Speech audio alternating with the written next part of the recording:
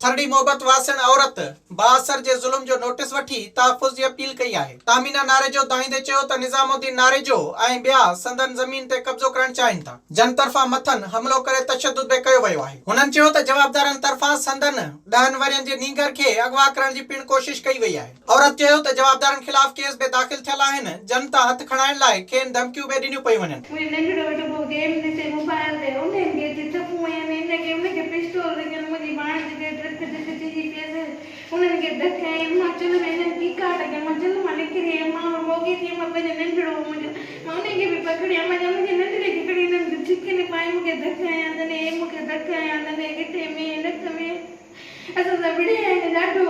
तामीना नारे जो मुतालबो कयो त बासरनि ख़िलाफ़ कार्रवाई करे खेनि तहफ़ुज़ फराहम कयो वञे। विजिट कयो अवामी आवाज़ मीडिया ग्रुप की वेबसाइट awamiawaz.pk।